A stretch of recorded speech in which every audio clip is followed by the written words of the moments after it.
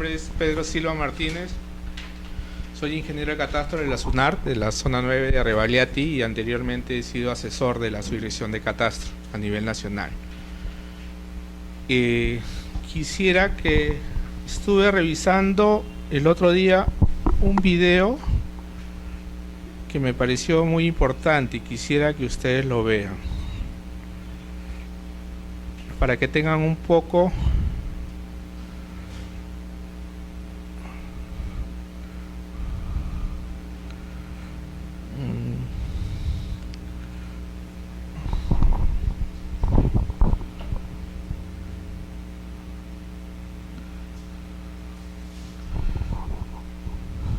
la idea de qué es el catastro, ¿no?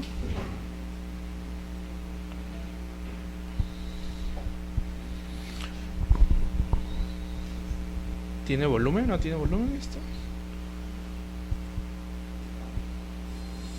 Ahí está. ¿Se ve? Sí, ¿no? Es del grupo Lincoln.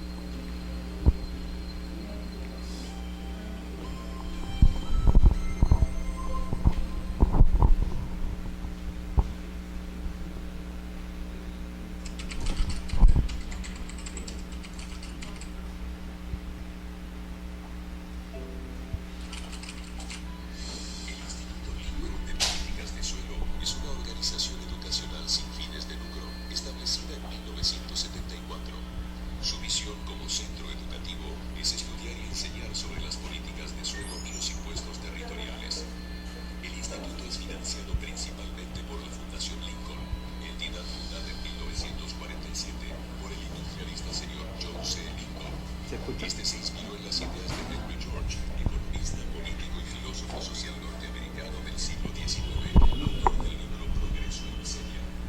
Los objetivos del instituto son integrar teoría y práctica para contribuir a definir mejores políticas de suelo y compartir conocimientos acerca de las fuerzas multidisciplinarias que influyen en las políticas públicas. Desde 1993, el instituto cuenta con un programa en América Latina y el Caribe, el cual centra su atención en las siguientes temáticas: mercados informales de suelos y regularización de la tenencia, grandes proyectos de redesarrollo urbano, impuestos a la propiedad inmobiliaria y recuperación de plusvalías urbanas. El hombre, como la hormiga, pertenece al reino animal, pero a diferencia de ella se agrupa en la clase de los vertebrados, que contiene el orden de los primates, que contiene a la clase del Homo y a la especie Homo sapiens. Desde que el hombre comenzó a tornarse sedentario y a organizar sus actividades en forma grupal, le surgió la necesidad de organizar actividades comunes para el beneficio de todos. A lo largo de la historia, grandes cambios se han producido en la estructura de la sociedad y de las instituciones que formaban parte de su realidad. Platón, en su obra La República, imaginaba a la sociedad ideal regida por los principios permanentes de justicia, gobernada por sabios y defendida por guerreros. En la Edad Media, los astrólogos fundamentales, asesores de los gobernantes, pues se creía la influencia de los cuerpos celestes y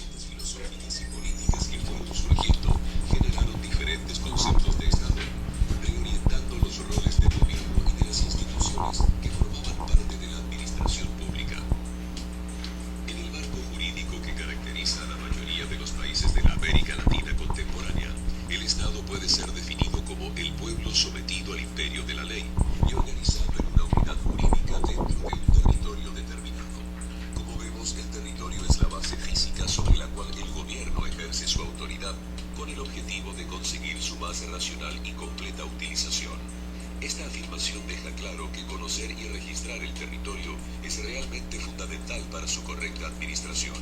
El territorio se registra en el catastro y en todos los estados sobre cualquier régimen de gobierno. Su existencia es prueba contundente de su universalidad e integración con las instituciones públicas encargadas de dar seguridad a la propiedad, de cobrar los impuestos y de desarrollar planeamientos integrados. Las ciudades de las naciones en desarrollo a lo largo del mundo y en particular en América Latina representan elocuentemente las preocupaciones de Henry George sobre la relación de causa y efecto entre el progreso y la pobreza a través de las restricciones al acceso del suelo. El programa para América Latina y el Caribe desarrolla una diversidad de actividades orientadas a mejorar la discusión en temas de políticas de suelo en las ciudades, entre las cuales el tema catastral tiene gran destaque. El Homo sapiens al nacer tiene su primera experiencia en catastro al usar una pulsera con su identificación, la cual contiene un código de barras o un número. A través de este identificador es posible conocer el nombre de la madre, la fecha, hora del nacimiento y su peso. Los niños en un juego de fútbol son catastrados a través de números que los identifican y permiten organizar sus datos personales para que puedan ser usados por los profesores o los entrenadores. Toda literatura producida por el hombre se deposita en las bibliotecas, y para organizarla cada libro recibe un código, el cual permite que el bibliotecario administre todo el conjunto y que el interesado los encuentre con facilidad. Buscando un volumen a través de su código en un fichero o en una computadora, se puede saber sobre el autor, la disponibilidad y el año de publicación. De la misma forma que las personas y los libros, los bienes muebles como los automóviles y las motocicletas son catastrados a través de su placa de identificación, la cual permite que un ingeniero haga el mantenimiento o un agente de policía identifique al propietario. Las personas, los libros, los automóviles pueden ser agrupados en un recinto para que alguien pueda analizar, por ejemplo, sus características y el estado de conservación. Pero, ¿cómo hace el administrador de una ciudad para conocer los detalles de cada uno de los inmuebles del área urbana si estos están dispersos y no pueden ser colocados dentro de su oficina?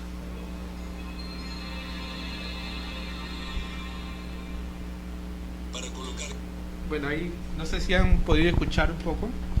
Está hablando del tema de catastro, cómo se catastra. No solamente hablamos de catastro de predios, sino que también pueden catastrar personas. Los niños cuando nacen le ponen una pulsera y ya están siendo catastrados. Un catastro más que todo viene a ser un inventario. De acuerdo al catastro que nosotros deseemos, podemos inventariar lo que queramos. Hay un catastro también dijo de los vehículos. Todos los vehículos son iguales, aparentemente. ¿Cuál lo distingue de uno del otro? Es el número de placa. Entonces el número de placa ya es un catastro. Estamos haciendo catastro vehicular, se podría decir. Igual en los equipos de fútbol a los jugadores se les ponen números y eso de ahí se va catastrando. En las bibliotecas se almacenan las tesis, los documentos, las monografías y cada uno tiene un orden. Eso ya es un catastro. Ahora nosotros vamos a ver el tema de catastro pero relacionado al tema de tierra, de predio.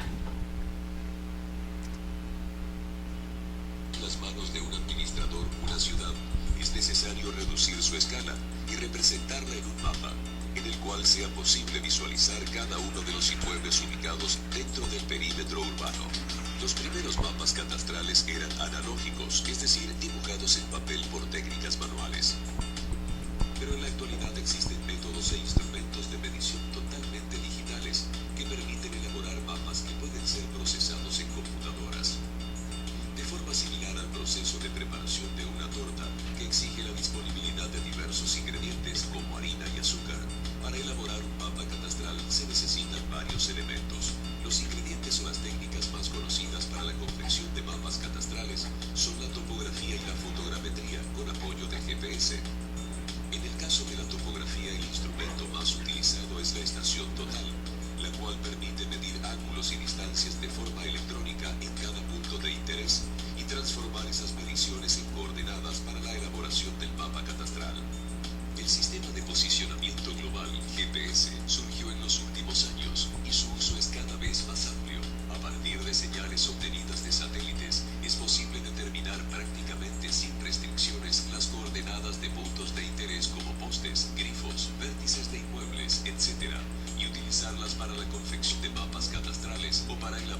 los mapeos realizados por métodos fotogramétricos. La fotogrametría es una ciencia que permite obtener medidas confiables sobre fotografías aéreas especiales, métricamente confiables, procesadas en instrumentos fotogramétricos de alta precisión. La fotogrametría, al igual que la topografía, permite generar bases cartográficas útiles para el catastro territorial. Después de procesar los datos del terreno y de las fotografías, se procede a diseñar la base cartográfica digital, en la que se representan el sistema viario, la hidrografía, los inmuebles, las redes de servicios, el relieve compuesto por curvas de nivel y otros elementos de importancia para los estudios urbanos. Este documento puede ser utilizado por los organismos municipales y por todas las empresas de servicios que actúen en la ciudad. Un sistema catastral no solo se constituye de mapas. Si bien sobre ellos se puede medir y ubicar cada inmueble, no es posible saber quién es el dueño, qué tipo de construcción existe sobre el terreno o cuánto vale. De la misma manera en que los ingredientes como la harina y los huevos no son suficientes para preparar una torta, también se necesitan otros ingredientes e instrumentos, como por ejemplo un horno y un molde. En el caso del catastro, los ingredientes complementarios de los mapas son básicamente las características del inmueble, su propietario y los servicios que llegan a él. El conjunto de estos datos forma las bases catastrales que deben ser periódicamente actualizadas debido a la dinámica urbana. Bueno, de ahí lo que han escuchado, más que todo le está mencionando cómo se hace un catastro, ¿no? Se hace método fotogramétrico, método topográfico. El método topográfico les explica que con estación total o últimamente con los GPS diferenciales, mayor precisión en la medida de los datos, ¿no? Y dice, no solamente basta con agarrar y hacer un catastro y hacer el mapa, sino que esto tiene que estar junto con los datos del propietario, si hay edificación, si hay carga, todo eso, ¿no? Entonces, lo que necesitamos es de que el catastro no esté solo, sino esté acompañado de mucha información. Y esa información, ¿quién la va a brindar? La puede brindar las municipalidades, la pueden brindar la SUNAR, registros públicos, Indecopi, o inclusive cualquier entidad del Estado que esté asociada. Solamente teniendo un código de identificación del predio podemos saber nosotros su historial y qué pasó con esa propiedad, ¿no?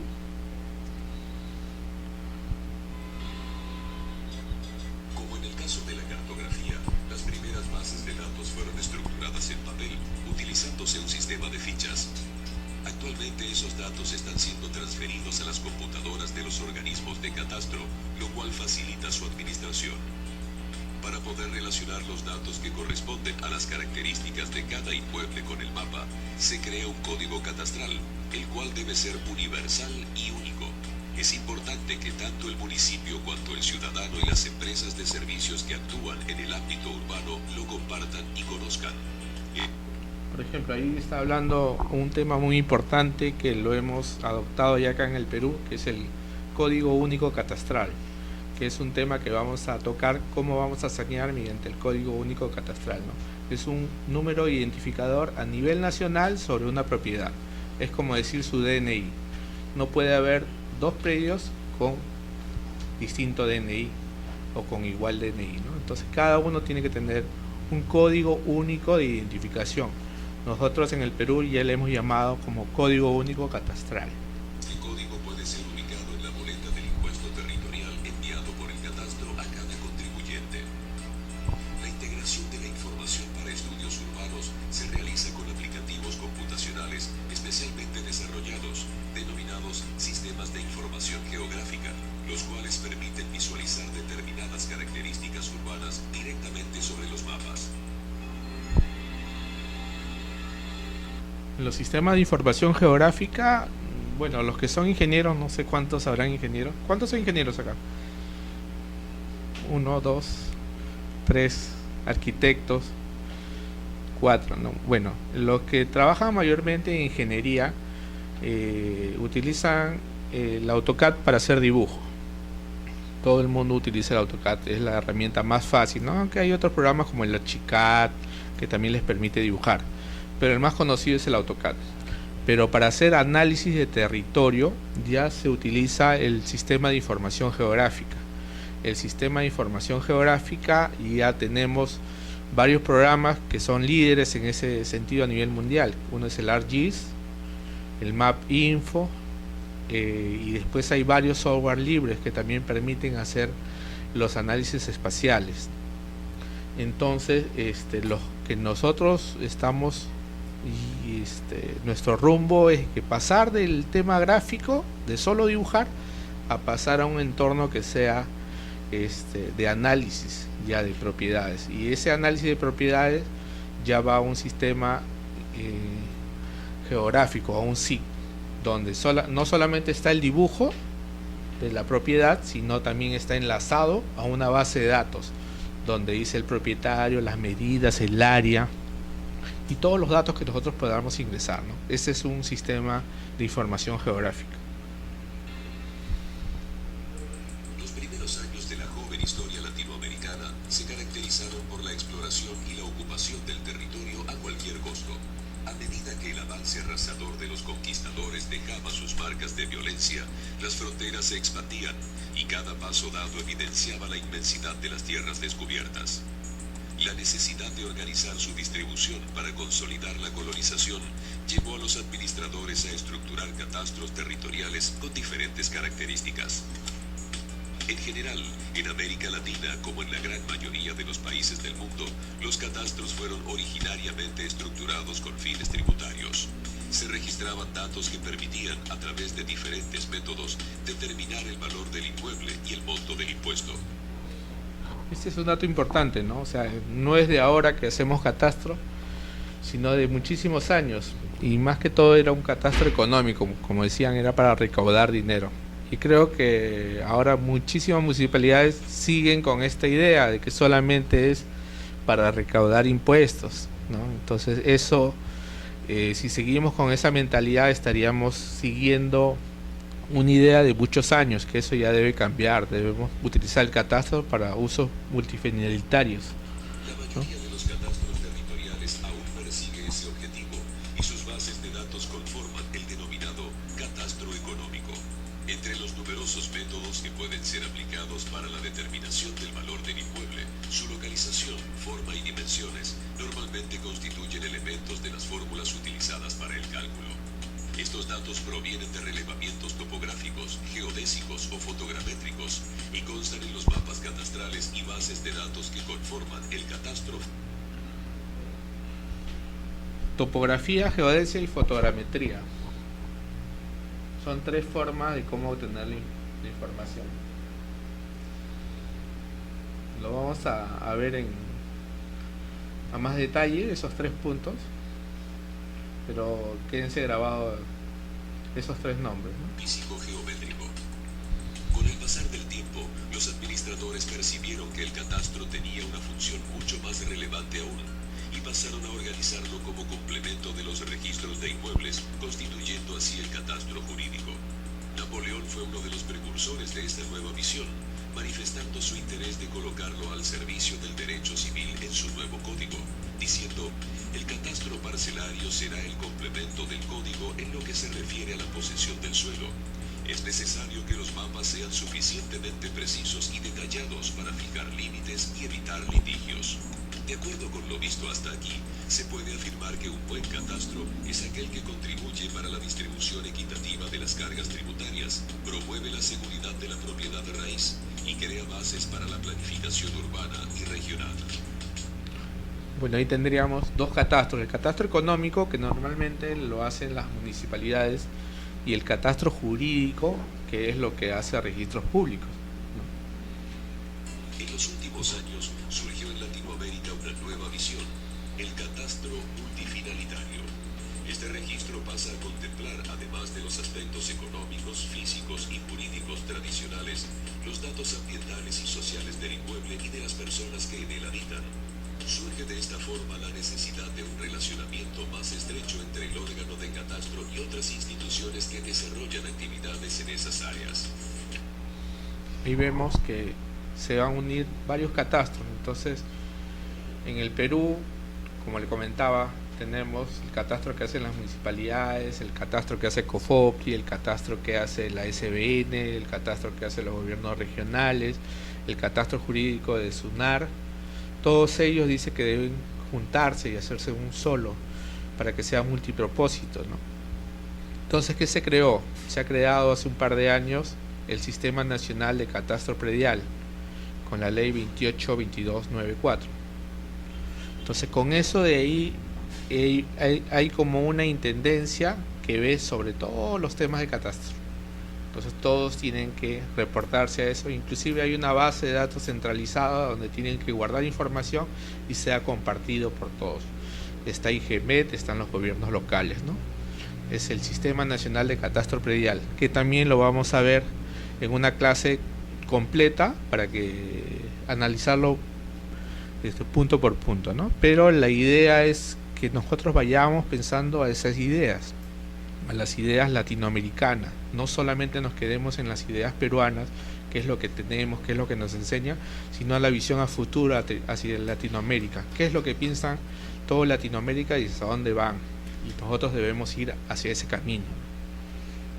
Las empresas de servicios urbanos, muchas de las cuales han sido privatizadas en los últimos años en América Latina, como las de agua, energía eléctrica, gas, teléfonos, también cuentan con sus catastros de contribuyentes, los cuales lamentablemente no siempre están correlacionados con los catastros territoriales. La forma más eficiente y eficaz de mantener unificados y actualizados los datos de una ciudad es a través del uso de un sistema de identificación de inmuebles estándar y de un único mapa catastral. Para estructurar y conservar un sistema de esas características, es fundamental aproximar y reunir a los administradores de manera que las inversiones derivadas de un sistema comiencen a ser compartidas en beneficio de todos. Como vemos, un catastro urbano no es un cúmulo de fichas y planos amarillentos como se imagina, sino que es un complejo de datos que sirven para mucho más que para cobrar impuestos. Es con él que los diversos departamentos de la ciudad desenvuelven, planean y organizan sus actividades.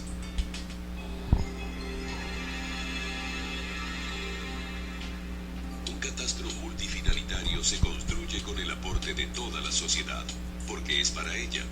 Al igual que una torta y su dulce sabor, el catastro multifinalitario debe ser compartido por todos aquellos que trabajan con el planeamiento urbano, las redes de servicios, los estudios de reasentamientos humanos, el perfeccionamiento de los métodos de cobro y recolección de impuestos y en todas las actividades relativas a la vida urbana. En el programa para América Latina y el Caribe, los cursos de desarrollo profesional se ofrecen en la sede de Cambridge y en diferentes países de la región a través de programas educativos, investigaciones y publicaciones variadas. El programa también desarrolla material pedagógico en español y portugués y financia estudios, investigaciones y becas de maestría y doctorado. Es la página del Instituto Lincoln.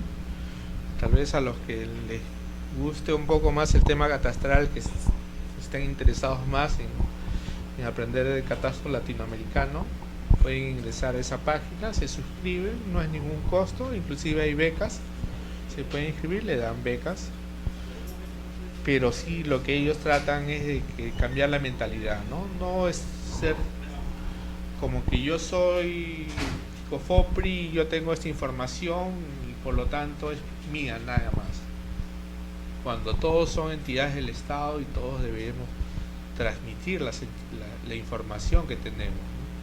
Hay mucha gente que todavía piensa de que al trabajar en una entidad lo que genera es de la entidad. No es de la entidad, es del país y debe ser utilizado para el país, el beneficio del país.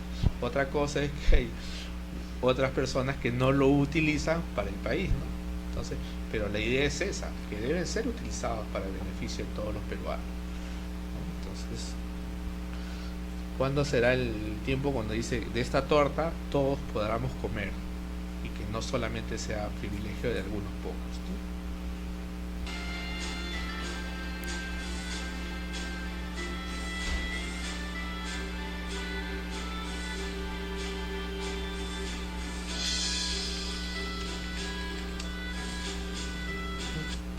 Bueno, este video se los voy a dejar con Carlos para que se los pase, porque está bajo en volumen, y para que lo puedan escuchar y analizar ustedes desde sus casas, ¿no?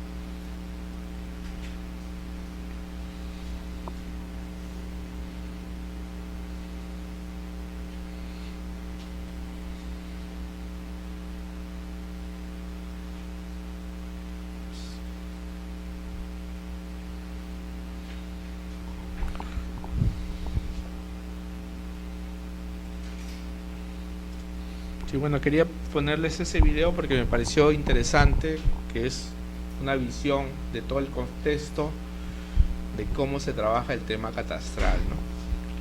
Y ese es una mirada de afuera, no de nosotros, ¿no? Cómo nos ven afuera y cómo debe ser. Bueno, ahora sí vamos a entrar, después de esta pequeña introducción del catastro, a ver el tema del catastro y el registro, ¿no?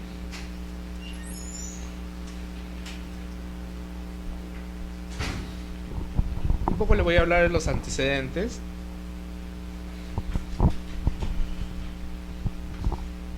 No sé si le pasaron esas diapositivas, ya se la pasaron, ¿no?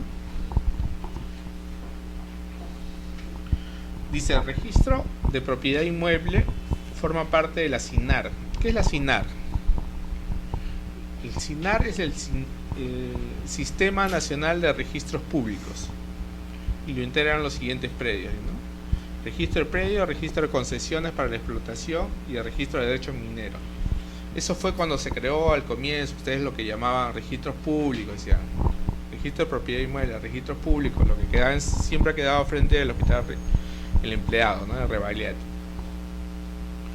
¿En qué año fueron creados? Fueron creados en el año 1888. Eso significa que el registro tiene más de 100 años de antigüedad. O sea, el tomo, la primera inscripción, anotación que se hizo fue en 1888. Entonces, ahí en esos años no había computadora, no había máquina de escribir, se hacía a mano, ¿no? Por eso es que las inscripciones se comenzaron a hacer a mano. Y siempre se ha creado bajo el Ministerio de Justicia, ¿no? En ese entonces, Corte Suprema de Justicia. Ahora, con Ley 27755, lo que se hace es se unifican varios registros. El registro de propiedad inmueble, lo que le comentaba, que quedaba en Revalidati, que queda en Revalidati, bueno, su sede inicial fue en Revalidati. El registro de predios rurales y el registro de predial urbano. ¿Quién ha escuchado hablar del registro de predial urbano? ¿Alguien de ustedes ha escuchado el registro de predial urbano? ¿Nadie?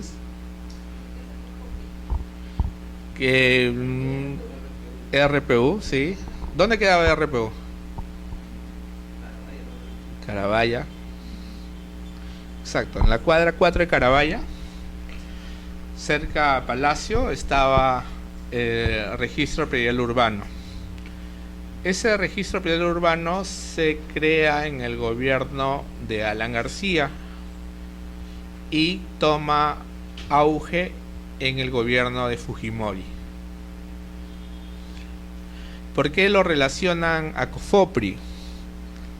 Porque cuando el gobierno de Fujimori quiso titular a la gente, se encontró con un escollo, que el registro público que quedaba en Revalidati era demasiado engorroso, pedían muchos requisitos y no era fácil. Entonces generaron un registro paralelo. El registro paralelo era el registro predial urbano, y como lo crearon a fin de ganar en un primer momento adeptos, seguidores al gobierno de Fujimori, es que comenzaron con quitándole primero lo que es temas rurales y asentamientos humanos, para que no digan que está desapareciendo registros públicos. Entonces, todo lo que era predios rurales en Lima se inscribía en el registro predial urbano, y todo lo que eran pueblos jóvenes que ya estaban inscritos, algunos en registros públicos, hacían el traslado y los llevaban al registro predial urbano. Generaban una nueva partida, pero seguía con su historial. Ahí en el registro predial urbano tuvo ventajas, como tenía todo lo de COFOPRI, todo lo digo del gobierno, entonces había dinero y había tecnología. Entonces la tecnología hizo que avanzara en forma exorbitante, ¿no? Por ejemplo, ¿qué problemas existían en registros públicos en los asentamientos humanos que estaban inscritos? Tenía un asentamiento humano y tenía 5 lotes, por ejemplo, vamos a poner 5 lotes en una manzana A. Entonces estaba inscrito ahí. Cuando te daban tu título, te dan: señor, usted es dueño del lote 1, el lote 2, lote 3, lote 4, lote 5. Pero tú agarrabas, como no sabías, agarrabas tu título y lo guardabas. Este es mi título, mi casa, nadie me lo va a quitar. Esa era la idea de la gente. ¿Qué pasaba después? Venía otro gobierno, veía que ya estaba ese asentamiento humano y lo volvía a titular. Ya no te titulaba a ti, te titulaba a tu hermano, a tu mamá, a tu tío. Ya te daba otro título. Te preguntaba: ¿te han dado título? No, le dice. Y te daban otro título. ¿Y qué pasaba? Se hacían 2, 3 títulos. Después, a la segunda persona que le dieron su título, iba y inscribía en registros públicos. Y le generaban su partida. José Macías, dueño del lote 1 de la manzana A.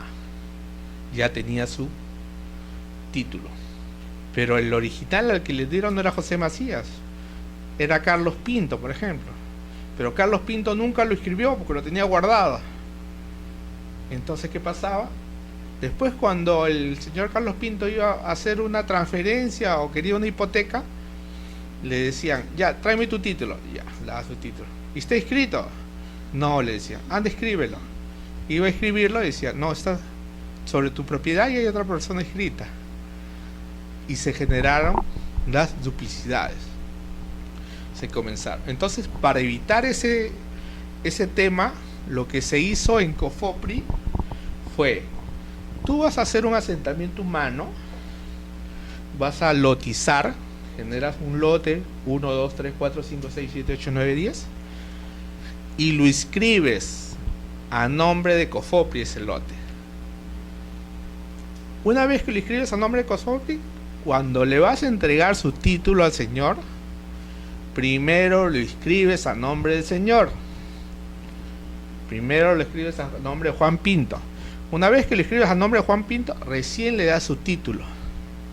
Y en el título ya aparece sus medidas, su área, inclusive la partida registral donde está. Entonces, con eso se evitaba la duplicidad.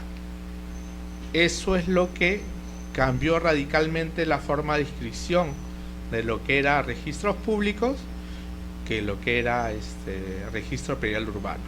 Con eso se evitaron las duplicidades. Todo título que ustedes ven, no sé si han visto los títulos de COFOPRI, son grandes así. En la parte de atrás dice un código, que normalmente empieza con P. Todo eso que P0 es para Lima, P17 es para Cañete, P52 para el Callao. Cada uno de esos códigos va teniendo su uniformidad, ¿no? 01 se le generó para norte, 02 para el este, 03 para el sur, pero en Lima. Y después viene un número correlativo. Esos, para los que han visto los títulos de COFOPRI, atrás van a ver esa idea. Igualito, entonces esos tres se unifican. ¿Por qué se unifican? Porque también, si bien la tecnología avanzó, hizo un favor a los usuarios, también después hubo problemas. ¿Cuáles fueron los problemas? Que el usuario iba a registros públicos y decía, yo quiero escribir acá. Era dueño del asentamiento humano Los Sauces. Quiero escribir acá. Y le decía, no, pero asentamientos humanos es registro predial Urbaya, vaya a Carabaya. Sí, iba a Carabaya. Entregaba y decía, quiero escribir mi título acá. Y en Carabaya, después de hacer una hora de cola, le decía, señor, su título ya está escrito, está acá. No sabía. Entonces había un desgobierno en ese entonces. Otros que no eran de asentamientos humanos, que tenían su casa en Miraflores, por ejemplo, iban al registro predial urbano, porque pensaban de que el registro predial urbano era el registro nuevo, que el registro de públicos era el antiguo y todo debería estar en el nuevo. Y como todo está pasando en el nuevo, iban a registros predial urbano a que le inscriban como nuevo. Yo quiero que me inscriban. Se le explicaba, no señor, este es solamente para asentamientos humanos. Y no entendían, a veces decían, no, yo quiero que me inscriban. Entonces habían ya, la gente no lograba entender a qué se sucedía eso. Entonces ya no era uno, no era dos, no eran tres, era a nivel nacional. Y eso lo que sí hizo es saneó toda la mayor cantidad de predios que habían sido reconocidos como pueblos jóvenes o asentamientos humanos hasta el año 2003, si no me equivoco. Los ha titulado, creo que están bordeando los 2 millones de predios titulados por COFOPRI a nivel nacional. Y eso es a favor del gobierno. Empezó con Fujimori, el primer gobierno, segundo gobierno. Pensábamos que iba a desaparecer con Toledo, continuó con Toledo, con Alan García, y siempre se ha mantenido, ¿no? Hasta la fecha COFOPRI todavía subsiste. Supuestamente era un tema que iba a durar un par de años y nada más. Y yo que me acuerde, ya COFOPRI debe estar bordeando los 20 años aproximadamente desde que se creó. Entonces, esos son los tres registros que se unieron. Y eso es lo que ustedes seguramente ahora ven algunos logotipos que dicen SUNAR. SUNAR viene porque se unifican los tres registros. Es la Superintendencia Nacional de los Registros Públicos.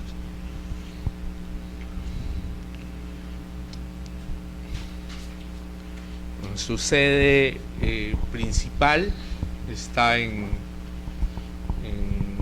Angamos, en la avenida Primavera, cuadra 18, en Surco. Ahí está la parte administrativa que ven a nivel nacional. Y las oficinas descentralizadas tenemos 13 funcionando, una creada sin funcionar. Zona 1, Piura. Zona 2, Trujillo, Lambayeque, y la que nosotros utilizamos acá en Lima es zona 9. Pocos lo conocen como zona 9, más le dicen registros públicos, se ha quedado con el nombre de registros públicos, ¿no? Pero es zona 9, que tenemos el registro de propiedad que está en Rebagliati, tenemos el registro vehicular que está en Mariátegui, y hay muchísimos otros registros dentro de acá, personerías jurídicas naturales, ¿no? Eso es la SUNAR. Este es el edificio de Rebagliati. Y estos son los tipos de registro. Tenemos una cantidad de registros que no se pueden imaginar. Registro de personas jurídicas, creo que sí lo conocen, ¿no? Personería jurídica. ¿Qué escribimos en personería jurídica? Empresas. ¿Qué más? Asociaciones. ¿Qué más? ¿Partidas? Cooperativas, asociaciones. ¿Poderes dónde escribo? Mandatos y poderes. Y eso es naturales. Registro vehicular. Si yo tengo un avión, Dios quisiera, ¿dónde lo escribo?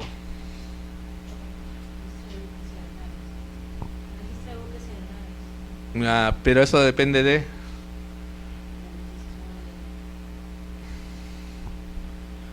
bienes muebles.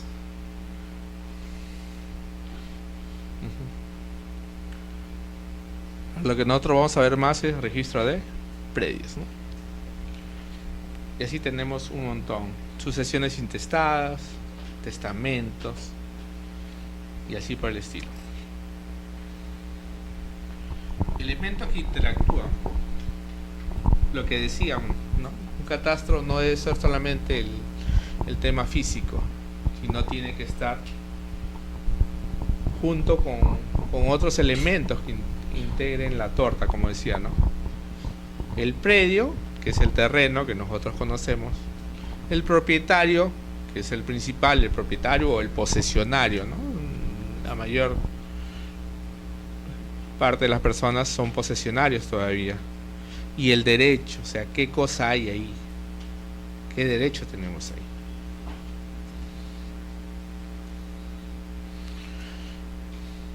Lo que le comentaba, ¿no? Con la ley 28294, que se crea el Sistema Nacional de Catastro Predial, en el artículo 3 de su reglamento, define predio, algo que no había sido definido anteriormente.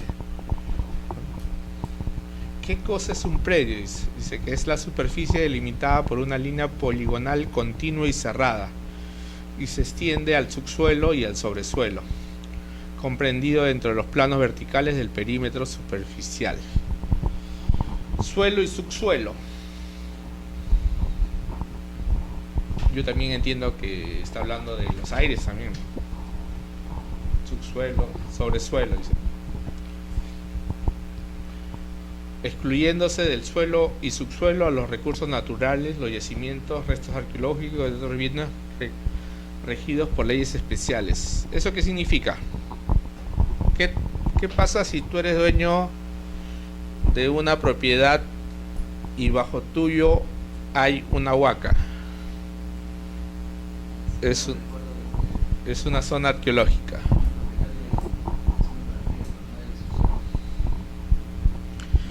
Tienes como se dice una carga. No puedes hacer remoción del subsuelo a menos de que te autorice el INC. Supuestamente tú eres dueño de todo, ¿no? Pero eres dueño. Lo que no puedes hacer es uso. Estás restringido. O sea, la ley te dice que tú eres dueño del subsuelo y del suelo. Pero no, tú es como me decían, ¿no? Lo de las AFP.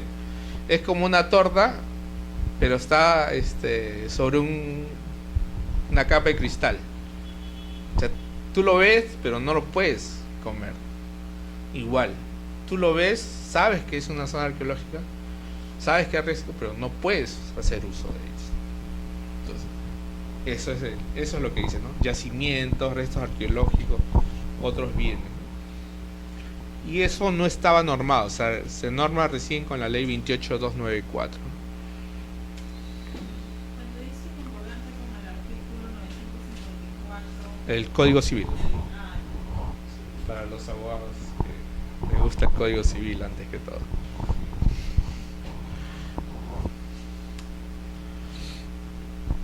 Sí. Y ahí tenemos clases de predios, ¿no? Predios rústicos, vocación rurales, lo que son agrícolas o ganaderas. El decreto legislativo 667, ese decreto legislativo, no sé si alguien se acuerda. ¿Quién es abogado? ¿Se acuerdan del decreto legislativo 667? No es del PET. Antes del PET. ¿Qué permitía el decreto legislativo 667?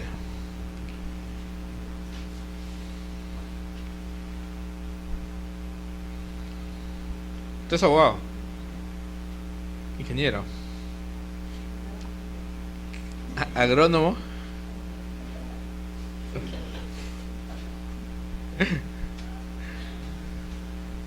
667. ¿Se acuerdan de los formularios de posesión? ¿Alguien ha visto los formularios de posesión?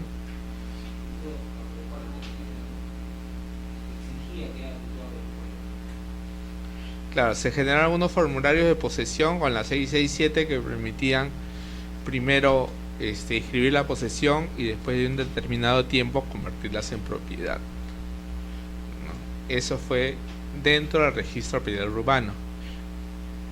Dentro del registro predial urbano. Lo que tú me dices del PET fue ya cuando eso sale del registro predial urbano y entra la 1089. La 1089 sí es la que la generan para el PET, que es casi lo mismo, pero tiene algunas excepciones, como el tema de la prevalencia, que no tenía anteriormente la 667. Pero los dos se refieren. En la 667, tú como verificador agrícola o agrónomo podrías adscribir la posesión. No era necesario que esté involucrado el PET ni el Ministerio de Agricultura, solamente el verificador. No sé quién se acuerda de haber hecho un trámite en el registro predial urbano. Antes, por ejemplo, en el registro predial urbano tú hacías una transferencia con una hojita que te llenaba un formulario, ponías tu dato de quién es transferente, quién te compra, tu DNI, te lo firmaba un abogado y se escribía la transferencia. Así de rápido. Los abogados estaban fuera de registro, cientos de abogados. Cuando hay cantidad de abogados, el precio baja. O sea, tú querías transferir tu propiedad, un abogado te decía, por 30 soles te hago el formulario, te firmaba y ya está. Igual para las hipotecas, con los formularios. Por eso es que el registro predial urbano se lo estaba llevando abajo al registro público, porque era un régimen simplificativo. O sea, tú te ibas a una notaría, te cobraban 400 soles, 500 soles. Tú te ibas afuera con un formulario, 30 soles, 40 soles. Máximo no te cobraban. Y el movimiento económico era rápido. Al toque se movía. ¿Quiénes se quejaron de eso? Los notarios, ¿no? Los notarios pesan. Sacaron los notarios y dijeron, no puede ser, que son miles y miles de dólares que estoy perdiendo. Los abogados estaban felices, igual los ingenieros. Era rápido, un régimen simplificado rapidísimo. Pero puede más el poder. Quitaron a los verificadores, que eran los abogados, quitaron a los verificadores, que eran agrónomos y agrícolas, todo igual, por una notaría, ¿no? Ese fue en la época del decreto 667, y no es mucho, ha sido en el año 2000, 2001, 2002. Hasta esa época han funcionado los formularios. Hasta el 2004 debe haber funcionado, desde el 97 al 2004. Yo todavía tengo algunos formularios de recuerdo ahí guardaditos, por si acaso. Terrenos eriazos, suelo improductivo no apto para el cultivo por falta de exceso de agua. Bueno, según la SBN dice que todos los terrenos que no son de nadie son del Estado, y por lo tanto, si son del Estado, son de la SBN. La SBN es la que administra todos los terrenos del Estado. No hay nadie en la SBN, ¿no? Claro, ellos son dueños. ¿Tú eres la SBN? Son dueños del Estado, no son dueños. Pero es cierto, ¿no? Ustedes dicen que todo lo que no es de nadie es de ustedes, ¿sí? Esos son los terrenos de eriazos. Predios urbanos, dice, predios con habilitación urbana y que cuentan con servicios básicos. ¿A qué le llamamos servicios básicos? Agua, luz, desagüe, ¿no? Ahora hay dos nombres más acá. Predio catastrado. ¿Qué es predio catastrado? Eso es lo que no me gustó. Siempre estuvieron cambiándole el nombre y estuvieron haciendo ¿Qué es un predio catastrado? ¿Quién sabe qué es un predio catastrado? ¿O a qué le llaman predio catastrado?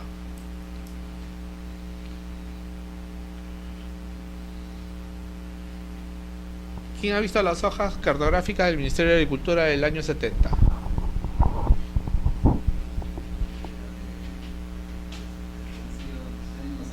Sí. Ya. Ya, ahí están unidades catastrales, ¿sí o no? ¿Esos son predios catastrados? 10, 15. Sí. ¿Son predios catastrados o no? Sí, pero ¿qué?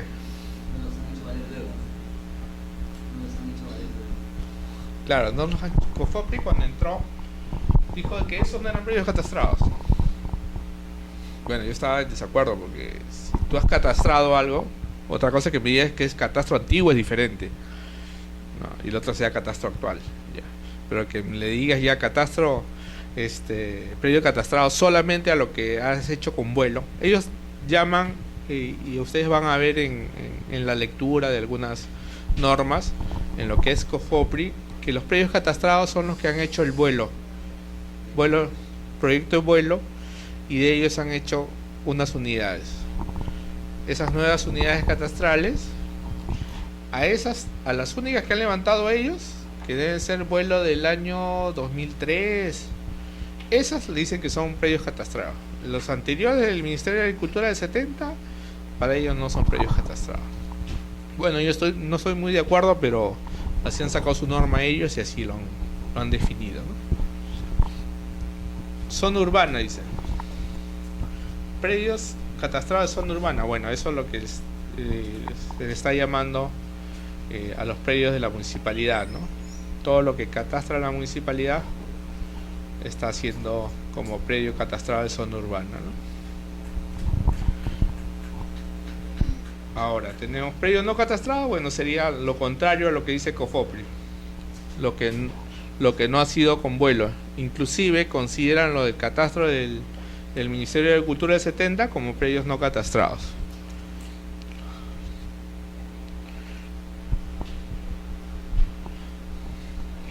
Ahora vamos a ver un poco qué actos se inscriben en los registros de predios. Antes hablamos algo somero. Inmatriculación. ¿Qué es una inmatriculación? Una primera inscripción. ¿Y una primera dominio? Una inmatriculación. ¿Son iguales o son diferentes? ¿Es lo mismo?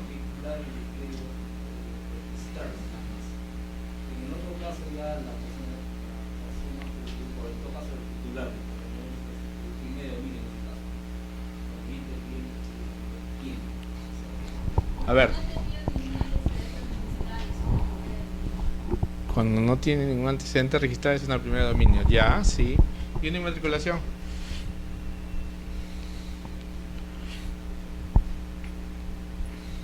Puede referirse también a los temas, por ejemplo, de detención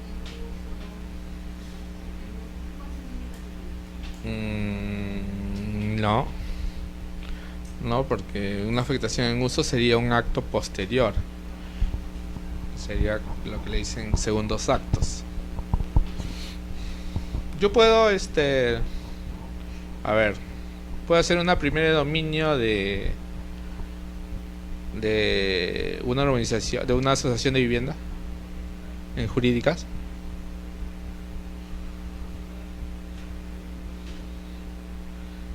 ¿Qué escribo en jurídicas? Empresas, ¿no? Ya. Y cuando yo escribo por primera vez, ¿sería una primera dominio o una inmatriculación?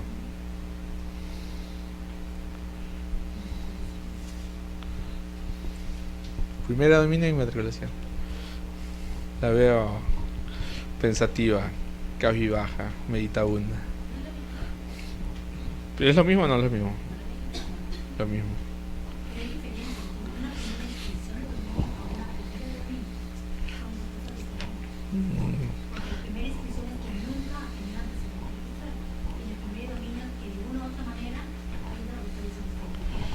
Lo que pasa, claro, es casi lo mismo, sino que algunos piensan de que si hablamos de primer dominio estamos hablando de dominio de propiedad, que es el dominio. La primera descripción es el dominio. Y cuando es una inmatriculación yo hablo de cualquier registro, no necesariamente que tenga un dominio, que alguien sea propietario.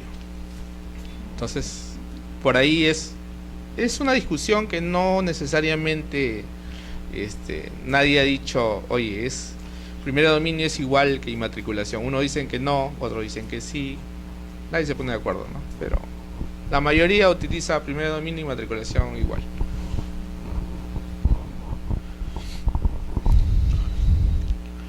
Habilitaciones urbanas. ¿Qué es una habilitación urbana? La conversión de predios urbanos con los accesos de actividad, servicios y todo lo demás. Ley 2909. 2909. Inscripción de posesiones informales. ¿Quién sabe? Inscripción de posesiones informales. COFOPRI. Posesiones informales. Ya, pero estamos hablando de quién lo escribe. ¿Pero qué son? Yo pregunté qué son, no quién los escribe. COFOPRI. Tres COFOPRI.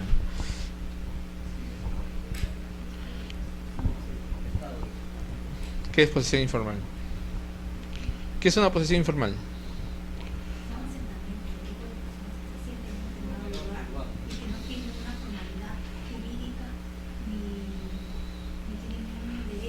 ¿Un asentamiento humano es una posesión informal? ¿Un pueblo joven es una posesión informal? ¿Un agrupamiento de familias es posesión informal? ¿Un centro poblado? ¿Un centro poblado? ¿Una asociación de vivienda? Asociación de vivienda, no. Centro poblado. Centro poblado. Sí.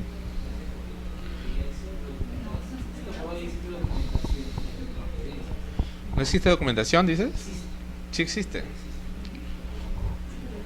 O sea, yo mañana agarro y veo un terreno baldío y me pongo ahí, no tengo documentos y le digo, COFOPRI, titúlame. ¿Me titula o no me titula? ¿Por qué no? Por los plazos. Ya. Si yo me hubiera puesto solito ahí hace 10 años, ¿me titula o no me titula?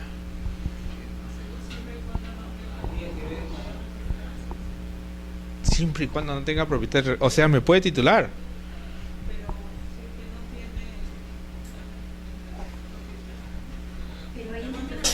A ver.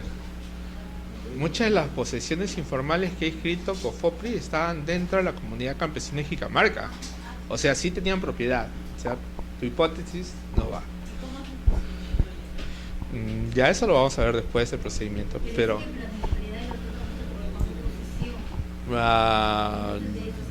sí.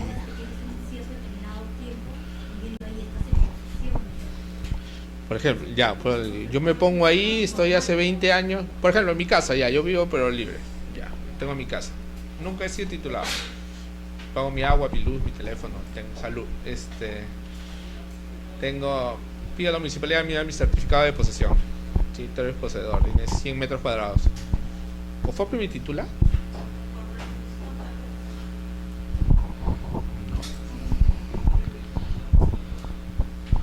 ¿Me titula o no me titula?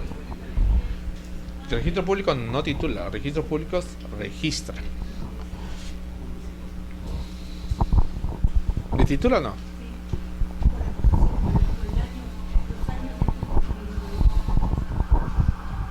Entonces, si COFOPRI me titulara, ¿por qué habrían los trámites de prescripción adquisitiva? Porque si el Estado me lo hace gratis, yo voy al Estado y le digo, oye, hazme dueño de ese terreno. Entonces, ¿por qué no voy a COFOPRI y le digo, titúlame?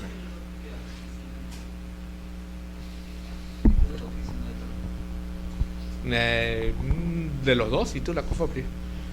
De oficio y de parte. ¿Cómo?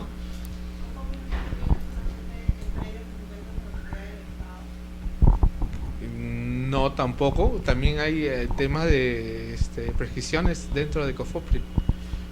Hay un área de conciliación inclusive. Ya no solamente son predios del Estado.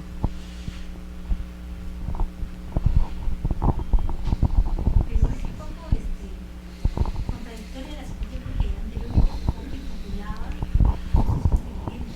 pero no, ahora solamente asentamientos humanos, personas que están asentadas ahí y que están según la ley del 31 de diciembre de 2004. Ya. A ver, COFOPRI no titulaba asociaciones de vivienda. Lo que hacía COFOPRI era apoyaba en los temas de culminación del procedimiento de habilitación urbana que ya habían hecho las asociaciones. O sea, ellos habían hecho su habilitación pero no tenían la recepción de obra, entonces COFOPRI los ayudaba a culminar. Y no los titulaba, cuando le entregaba el documento era un título rectificatorio,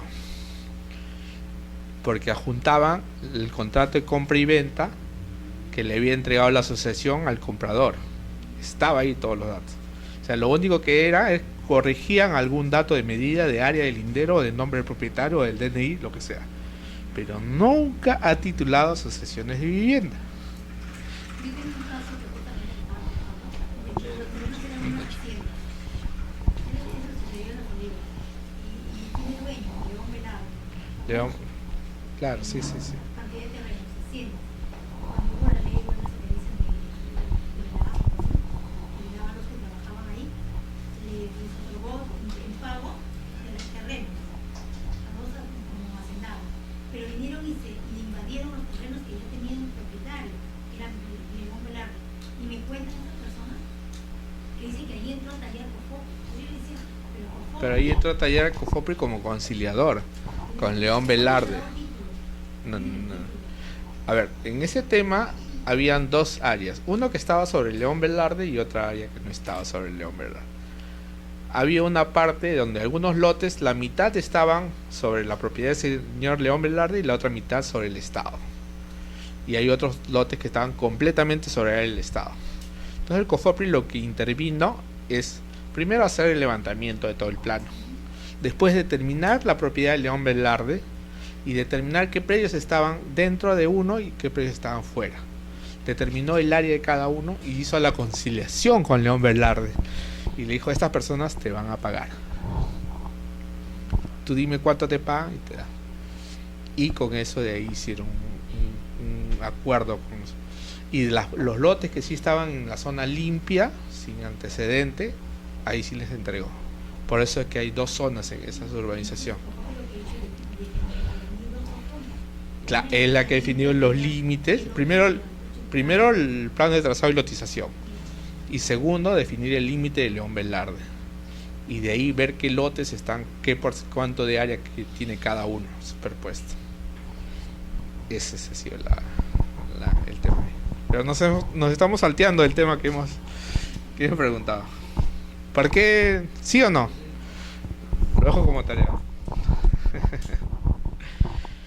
Claro, dice posesiones informales. O sea, tiene que haber una resolución aprobada o un documento de la municipalidad que te apruebe que tú eres un pueblo joven, un asentamiento humano.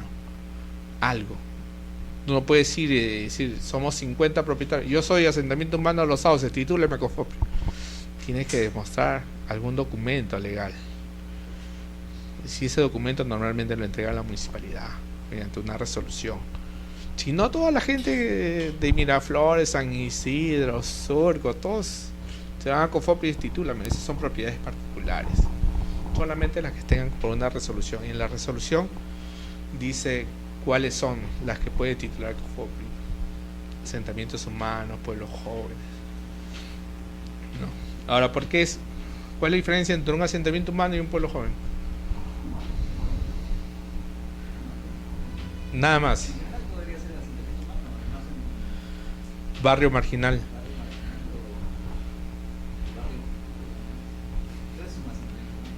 ¿Y por qué? ¿A quién se le ocurrió cambiarle de nombre?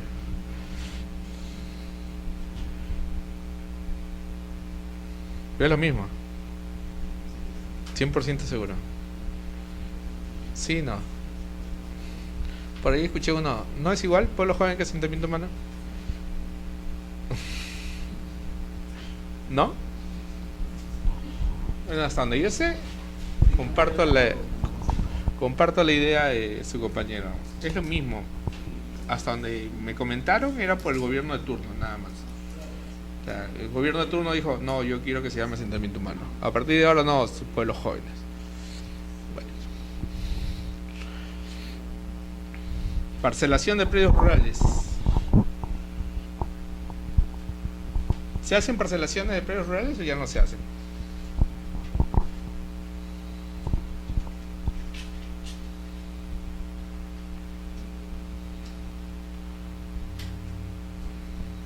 Y si las hace, ¿quién las haría? El gobierno regional. Ya, exacto.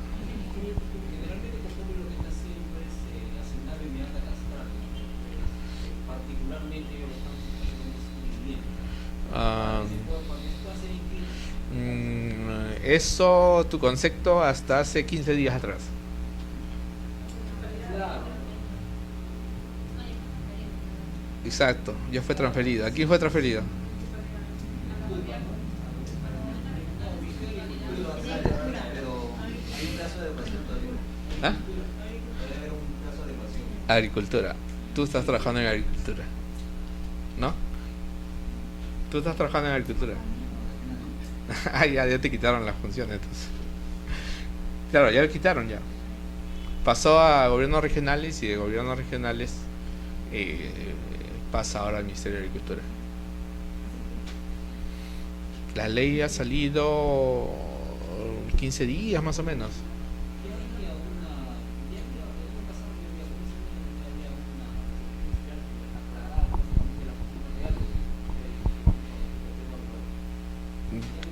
Claro, sino que ahora en esta ley sí ya le transfieren todo el acervo documentario y todo COFOPRI. ¿Ah? Porque eso en el tema de gobiernos regionales, que yo sepa, ya pasó hace 2 años y no se ve, ¿no?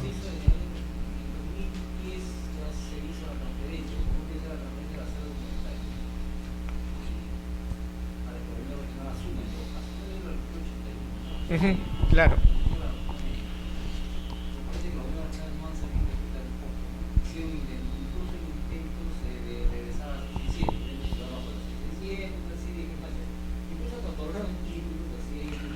Han estado saneando de las 667 los que quedaron pendientes. Esos que quedaron en posesión y que iban a pasar a propiedad, esos que ya había pasado el tiempo y no habían habido oposición, yo que sepa, esos han estado trabajando. Inclusive nosotros como SUNAR le entregamos información de cuáles eran los predios que estaban ya listos para convertirlos a propiedad. Esos hasta donde yo sé que estuvieron haciendo. Después, pero nuevos no he visto.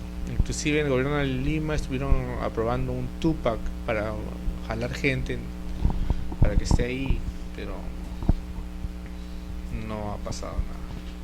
Entonces ahí ha quedado. O sea, parcelaciones no hay casi, ya no. Las que han sido aprobadas serán qué año habrán sido aprobadas, ¿no? Pero el acto registral todavía está ahí. Independización, predios urbanos y predios rurales. Independización. Ahora, ¿independización es lo mismo que desmembración?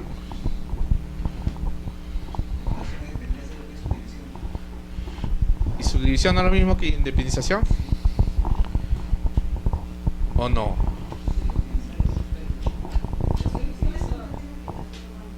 ¿Cómo? Subdivisión cuando tiene una habilitación urbana. Ya.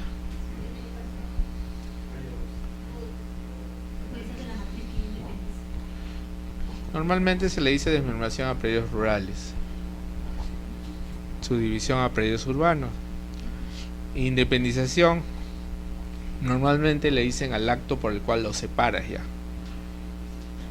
O sea, yo puedo subdividirlo en un predio de 1000 metros en 10 lotes de 100. Lo subdivido nada más. Cuando yo lo independizo, le genere una partida independiente a cada uno, a eso yo le llamo independización. Se confunden los términos, son bastante parecidos, pero hay que diferenciarlos ahí. Subdivisión lo divido. Desmembración, saco una parte de un predio rural. Independización, le genero una partida a cada uno de los lotes que yo he subdividido, las partes que he subdividido, ¿no? Algo así.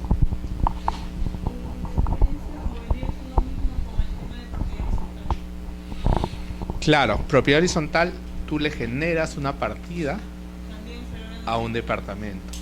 Claro, le generas. Pues te digo, a la hora que le generas, tú lo independizas. No, yo dije para predios rústicos, desmembración. Exacto.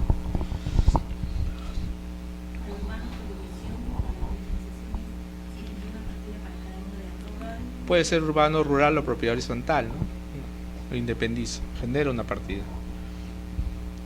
Acumulación.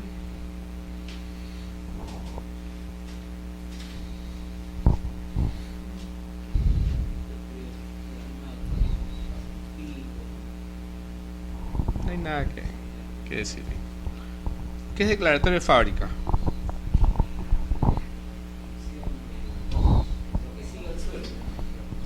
Lo que sigue al suelo. Las construcciones. ¿Sí? ¿Seguro? Porque hay mucha gente que todavía lo relaciona fábrica a algo que vas a sacar un producto, una industria. Reglamento interno. ¿Cuándo utilizamos reglamento interno? ¿Solo en los edificios? Donde hay bienes comunes. Ya. Junta de propietarios. ¿Pero qué es?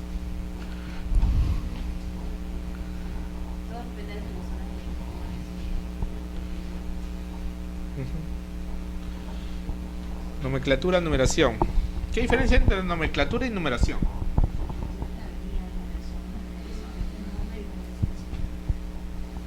Certificado de parámetros urbanísticos. ¿Qué es certificado de parámetros urbanísticos?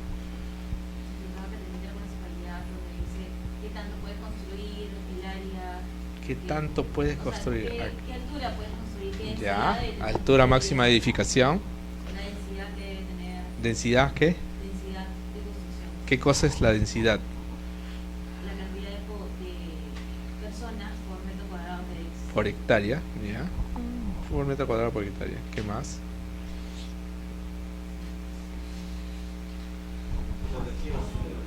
El retiro, ya.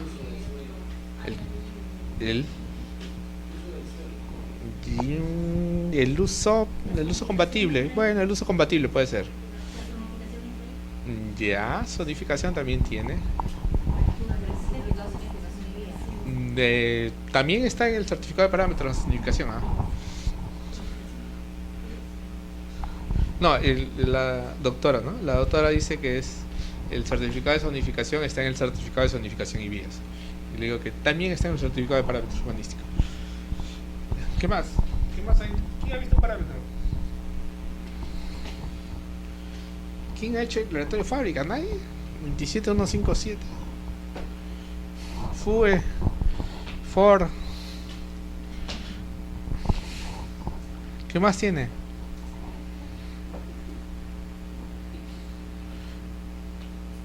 Frente mínimo. Frente mínimo. Tiene altura máxima de edificación, coeficiente de edificación, densidad neta, cantidad de estacionamientos, retiro, zonificación, área mínima, usos compatibles, ¿qué más? Alineamiento de fachada.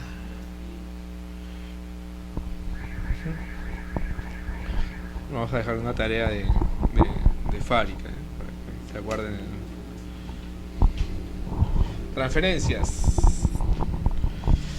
Compra-venta. ¿Qué es una compra-venta?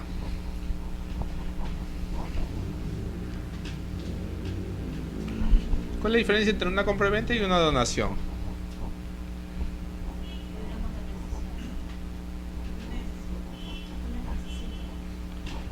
Diferencia entre la compra y venta y la donación. ¿En qué? En una niña es una contraprestación y en otra no. Ya, pero en la escritura debe decir la valorización del terreno, ¿sí o no? ¿Por qué? Porque están valorizando Porque en los casos de herencia, si es que tú si donas más de tu tercio de disponibilidad, podrías tener problemas y puedes anular la donación. El tercio de libre disponibilidad siempre y cuando no tengas herederos forzosos. Bueno, es una justificación válida. Arrendamiento.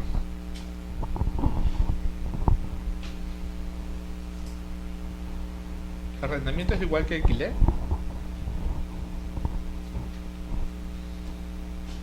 Sí, ¿no? Yo puedo alquilar. A ver, yo soy dueño del terreno, yo puedo alquilar los aires, ¿cómo se llama eso? Quería que contestara. No te preocupes, no te preocupes. ¿Saben lo que es derecho de superficie? ¿Sí? ¿No? ¿Han escuchado hablar de derecho de superficie? Derecho de superficie. ¿Qué es? Bueno, la teoría no, pero en práctica podemos alquilar espacios por el cual está el terreno en uso, ¿no? ¿Puedo construir o no? ¿Puedo hipotecar? Puedes dar una licencia de construcción si deseas. ¿Puedo hipotecar? La construcción. ¿La construcción? ¿Registralmente sabes cómo se escribe? ¿Registralmente sabes cómo se escribe? Una partida fácil, ¿no? En una partida especial. Una partida especial. Es uno de los actos que se inscribe en una partida especial. Las demás, todos tienen una continuidad. Siempre es en el asiento siguiente, ¿no?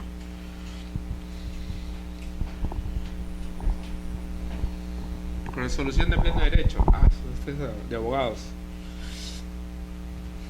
¿Qué es resolución de pleno derecho?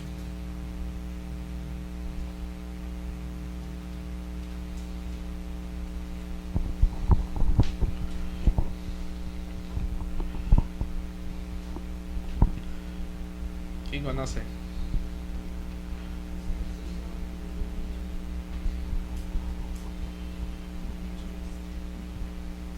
¿Cómo? Di nomás, no te preocupes. Derecho a registrar. Desde el Código Civil. Sí, no. Lo dejo como tarea. ¿Cómo? Explíquelo. Tiene que quedar algo de tarea para la próxima semana. Siempre dejo una tarea para la próxima semana. Ya. Dación en pago.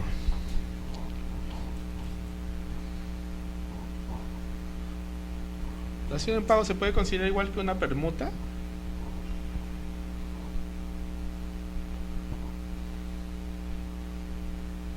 Sí, no. La pregunta es cuando yo estoy en un lugar diferente a otro y yo le cambio, ¿no? Pero puedes estar en el mismo lugar también, ¿no? No necesariamente tienes que estar en diferente lugar.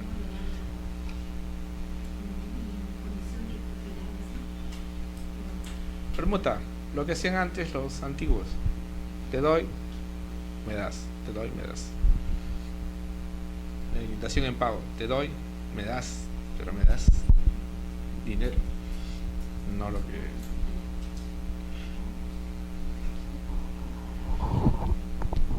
Adjudicación.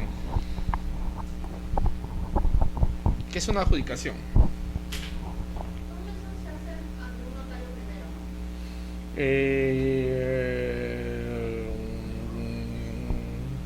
¿Son una pregunta de la orden de un notario? No necesariamente. ¿Se puede ir y interpretar Ah, no, ya, esa es otra cosa. A ver, registros públicos, nombre dice, registros públicos. Yo como registros públicos te inscribo documentos públicos. Si tú haces una transferencia de compra y venta con tu vecino, es un documento privado.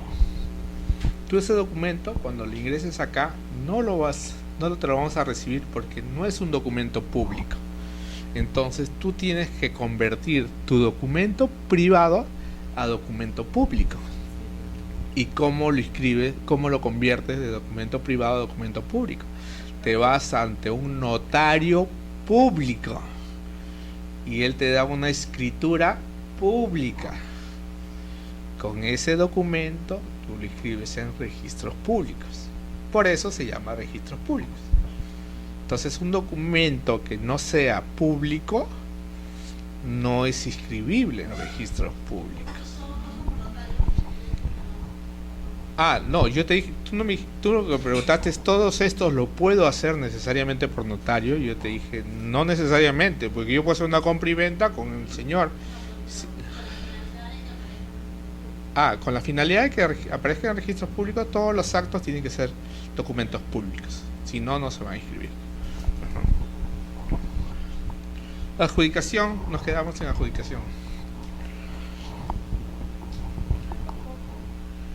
Lo de COFOPRI, adjudicación. Sí. Mediante una.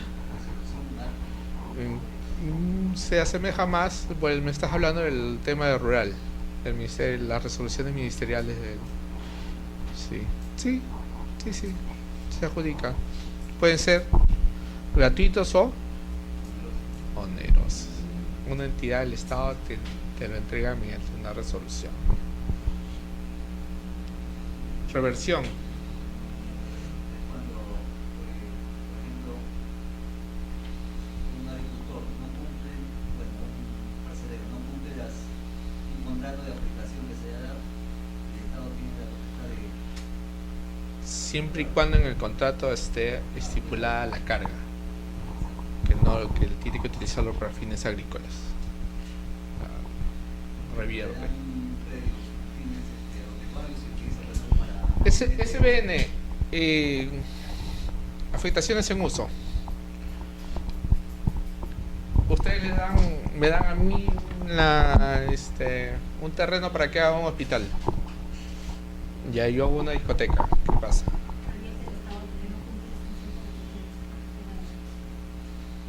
¿Cuánto tiempo tengo yo para que ustedes verifiquen que he construido el hospital? ¿Cuánto? 2 años.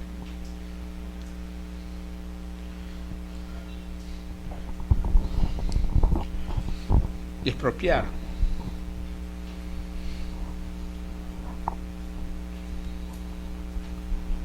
Expropiación. ¿Qué es expropiación?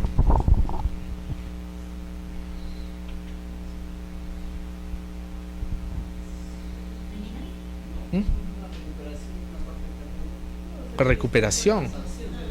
No tanto.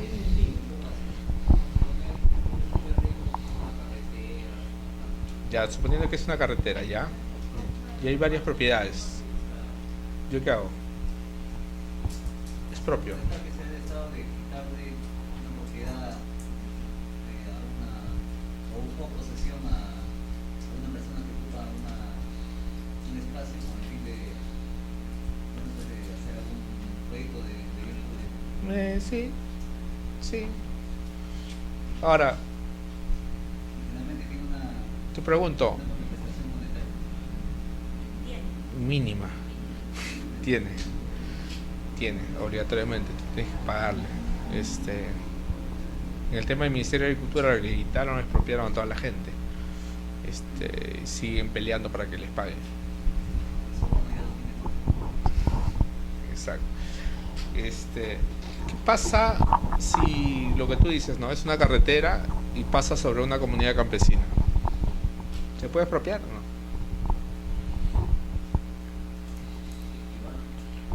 ¿Cómo? Las comunidades campesinas, ¿qué son? Imprescriptibles, inalienables. Sí, sí.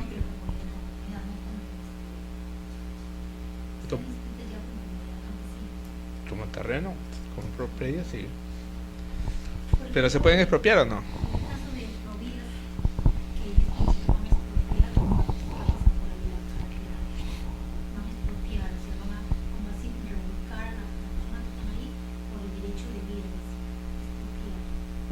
Claro, la red vial 5 de Trujillo a Piura ha hecho eso, ¿no? Hacen el empadronamiento, verifican, levantan si son propietarios posesionarios, hacen los planos, ven cuánto área está afectado y después le ofrecen un dinero. Si es que no aceptan, le hacen una expropiación. Lo mismo el tren eléctrico. El tren eléctrico está haciendo lo mismo y está pagando el doble de lo que vale su precio real tu terreno, porque es más fácil que le vendas a que haga un tema de expropiación, que es mucho más engorroso, más largo. Pero yo pregunté, ¿las comunidades son expropiables?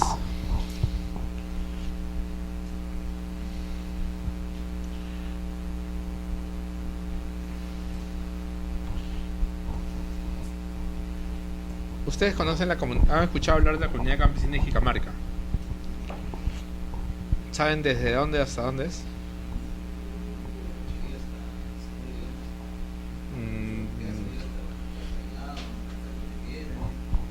Puente Piedra, sí. Puente Piedra, Independencia, Comas.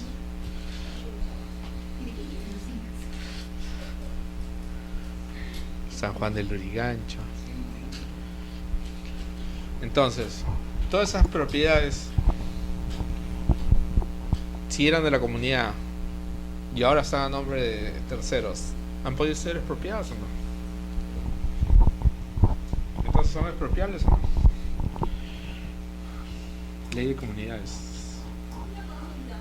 Si, Dime. por ejemplo, dentro de una comunidad campesina se encuentran yacimientos de recurso mineral, por ejemplo, ahí se decía, ¿no?, que toda la plaza de subsuelo no le pertenece a la comunidad, sino al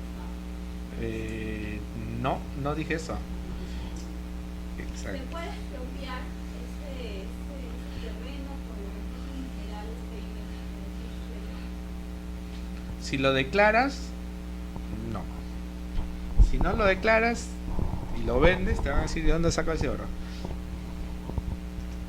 Entonces, ¿cómo es en el caso de diferentes empresas mineras que se dedican a lo que son las comunidades campesinas? ¿Es un trato directo con los comuneros? Ahí no se puede hablar entonces de expropiación por parte del Estado. No se puede. Trato directo. Yo tengo un amigo que tenía su casa en una parte de la sierra. Vino la empresa esta que está por la clínica San Felipe, no sé si ustedes han visto, hay una minera. Se me dio el nombre. Ya. Él dijeron que por su casa pasaba una veta de oro. Y tenían ya los estudios hechos, todo. Y le ofrecieron a él y a cada uno de los que vivían por ahí una determinada cantidad de dinero. Después, a los años, ahora mi amigo tiene una tienda que vende electrodomésticos, parecido a Electra, pero más chiquito. Así. ¿Cuánto le dieron? No quiere hablar. O sea, el Estado no interviene para nada. El Estado interviene por el tema de IGEMET, porque tú lo que vas a pedir es una concesión. O sea, tú inviertes dinero en una zona y verificas si hay o no hay determinado material. Entonces tú para eso vas a IGEMET y pides tú la autorización. Yo voy y te autorizan con una resolución. Si tú te autorizan, entonces tú ya puedes utilizar los recursos minerales que encuentres en la zona, pero es ya con una resolución de IGEMET. IGEMET te va a dar una resolución. Si encuentran oro,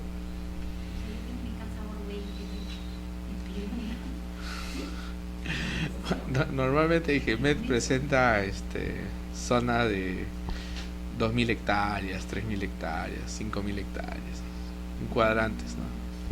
Te dicen, claro, tienes que presentar un estudio, un documento, un nombre de tu geólogo, quién es el que va a hacer los estudios. Esta proyección está tercerizando, o sea, una persona tiene la titularidad de la concesión, pero en realidad no de pruebas, ni de pruebas, sino personas que saben que ahí van y contactan al dueño de De la concesión. la concesión y hacen un negocio de... Claro, hay gente que hace así, ¿no?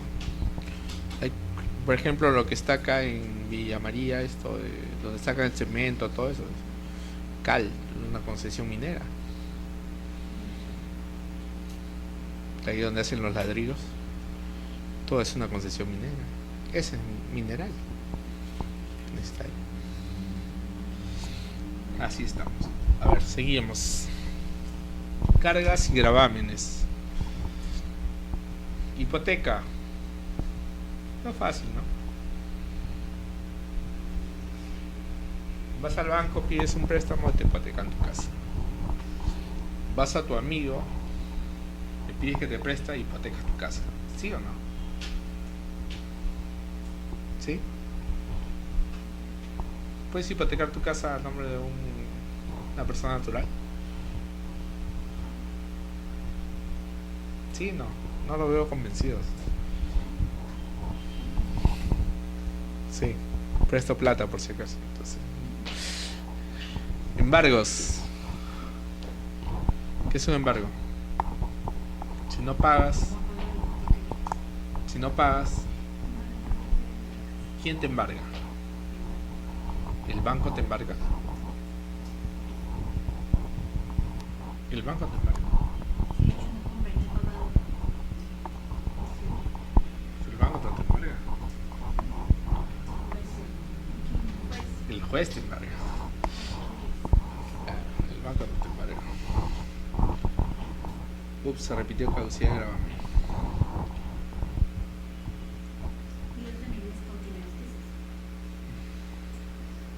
Una carga. ¿Qué es una carga?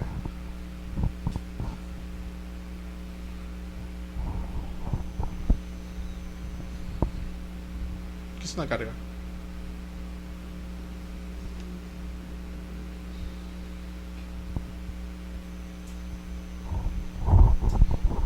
Fábrica 27157. Alero externo 1 metro. ¿Es carga o no es carga? ¿Por qué es carga?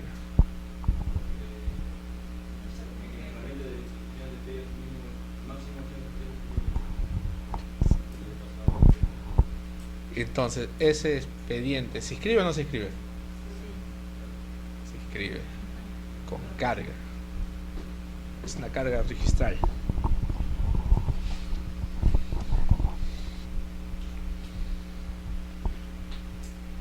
Anticresis.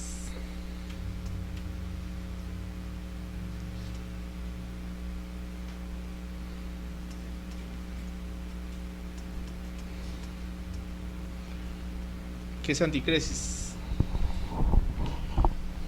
Abogados.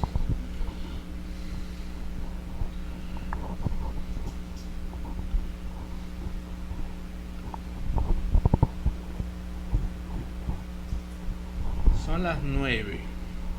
Seguimos porque yo me demoré como 15 minutos. alguien tiene que hacer.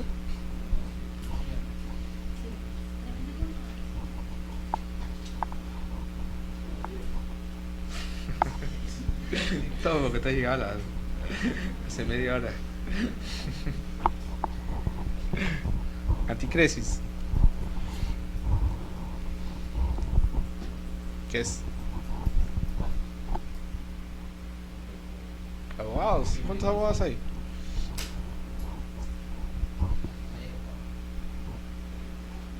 ¿No hay abogados? ¿Qué es graduando? Cargas o gravamen.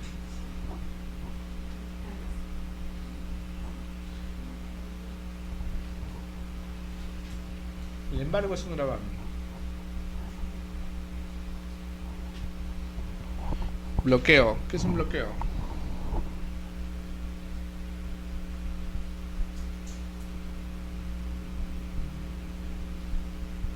Es una figura que te permite, bueno, hay bloqueo registral y bloqueo de proyecto de clasificación.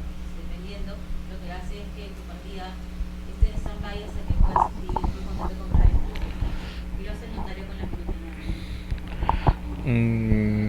Bloqueo. Sí, lo que hace es te da seguridad para que no haya inscribir otra transferencia, ¿no? Te da la preferencia. ¿Cuánto tiempo?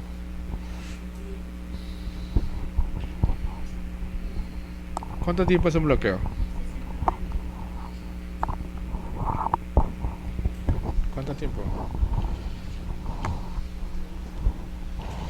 Prescripción. ¿Qué es una prescripción? Por ejemplo, si yo tengo un familiar que me ha dejado su casa que le cuide, Ya. se demora más de 20 años y yo vivo de forma pacífica en esa casa, yo puedo prescribir, yo puedo pasar a ser la propietaria. Solamente viviendo 20 años. Claro, de forma pacífica y mientras el propietario no me aparezca.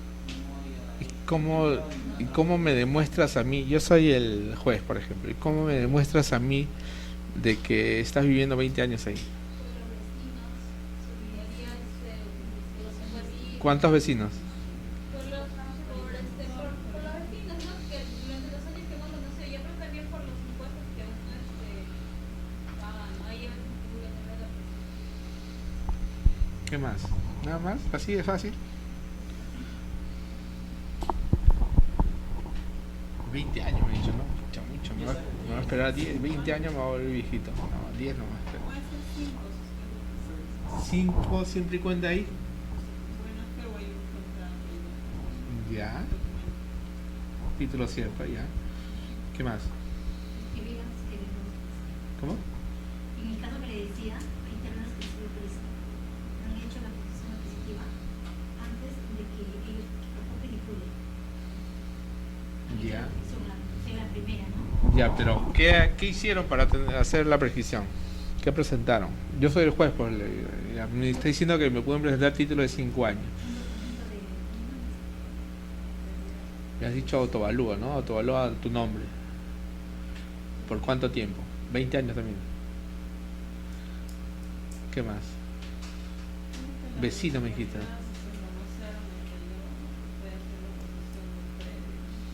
Certificado de posesión. Certificado de posesión. Ya, certificado de posesión. ¿Qué más? Se puede hacer mediante la vía notarial y la vía judicial. Sí.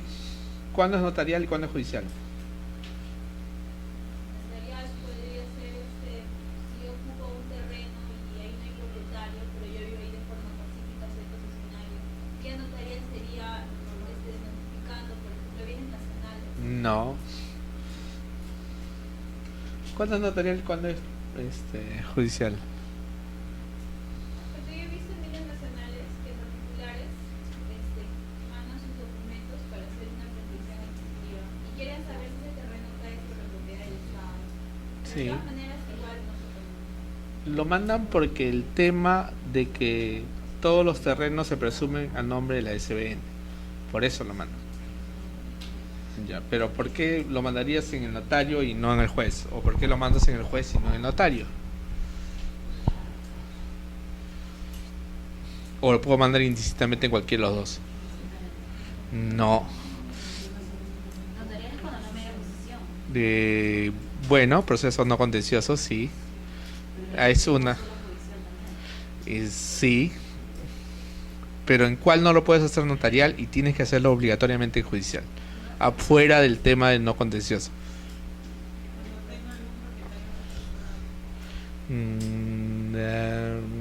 No, porque yo puedo tener y el propietario puede estar fallecido, entonces no se va a poner. Cuando no hay, como te digo, no hay confrontación, esa sería una causal, pero la otra, ¿cuál es la otra? ¿Qué dicen? ¿Lo dejo como tarea o? Mucha tarea.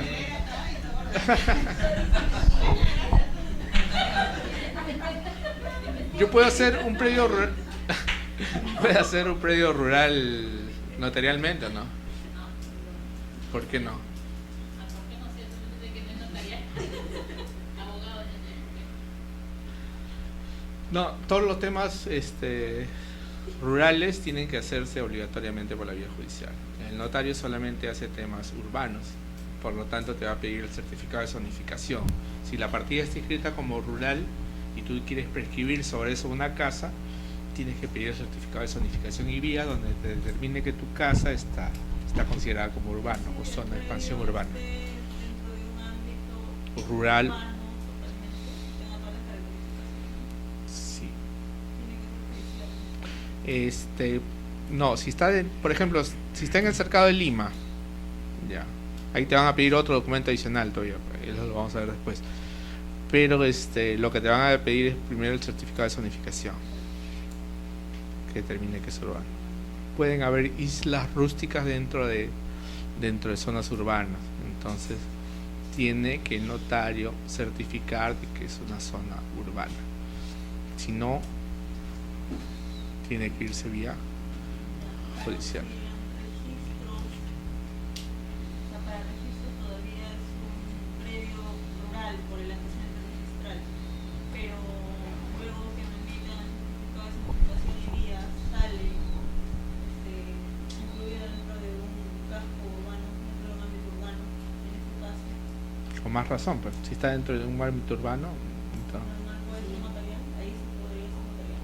si el certificado de parámetros te dice que es zona urbana, El de zonificación, claro, puede haber, por ejemplo, el fondo Chuquitanta, claro, pero está dentro ya de- está inscrito como rural, nunca hicieron el cambio de uso ni la habilitación urbana, pero tú ya tienes tu casa de 3 pisos, inclusive con cochera y todo, y ahí quieres hacer la prescripción. Entonces, primero tendrías que sacar el certificado de zonificación y vía donde te diga que es urbano. Una vez que te dé el certificado de zonificación y vía, vas a presentar todos los documentos que estábamos mencionando y que son solamente la mitad, falta la otra mitad. Que eso lo vamos a ver cuando veamos prescripción adquisitiva, ya lo vamos a ver. Va a tocar el tema de prescripción más ampliamente. Sí, un poquito más amplio el tema de declaratoria de fábricas, la 27157, el saneamiento vía CUC, Código Único Catastral, cómo se hace con un verificador catastral y eso. ¿Cuáles serían las condiciones para la prescripción adquisitiva por la vía judicial? Se dijo que la notarial es urbana y la judicial rural. En la judicial todo lo que quieras, todo. Puedes prescribir un departamento si no está inscrito en la fábrica. Ah, no. Tiene que ser escrita. Tiene que ser escrita. Sí, es. No tiene partida independiente, ¿no? Siempre es posible. Pero puedes prescribir o no, judicial, ¿puedes prescribir? Por eso. ¿Sí o no? Sí. Sí se puede prescribir. No se puede escribir, me dicen. No se puede, perdón. Inscribir. ¿Qué cosa? La demanda de prescripción. la prescripción adquisitiva. Claro. Es totalmente declarativa, no consentimiento, se lo puedes escribir luego. Así no haya fábrica escrita. No, tiene que haber fábrica. Mi pregunta es, un predio no tiene fábrica escrita, no tiene reglamento escrito, no tiene propiedad exclusiva y propiedad común, pero tú vives registralmente, sí, pero tú ese tiene cinco departamentos, uno en cada piso, tú eres dueña del quinto departamento, haces tu prescripción vía judicial, el juez te da la razón y te dice tú eres propietario de este departamento 501, te da la resolución, ¿lo puedes escribir o no lo puedes escribir en el registro?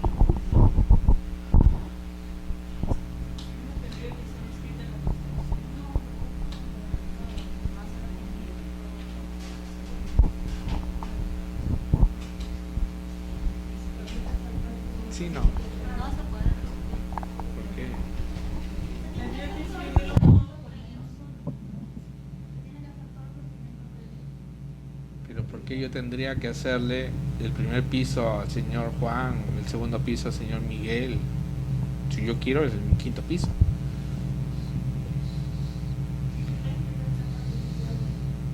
Entonces tendría de repente que inscribirnos todos en una constitución como propietarios y luego. Pero si tú has fallecido, el del segundo piso está en el extranjero, el del tercer piso no le adjudicaron a nadie, el del cuarto piso solamente viven. ¿Cómo puede inscribir un quinto piso?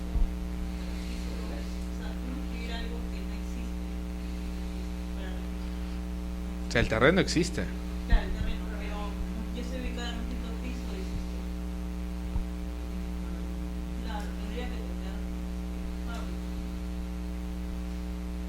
Pero ¿qué sucede si no existe la fábrica? Ahí sería el inconveniente. ¿Cómo se hace? ¿Se puede o no se puede?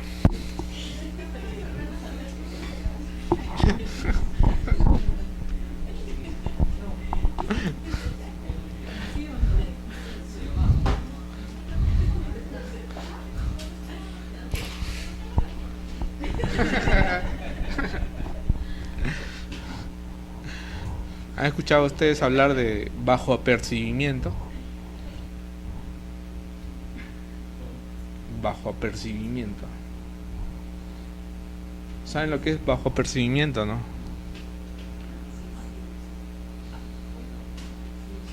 ¿No? ¿Nadie ha escuchado? Ahí está, sí o sí. Si el juez te dice, escríbelo bajo apercibimiento, ¿tú qué haces? Y si no le escribes, ¿qué pasa? ¿Eh?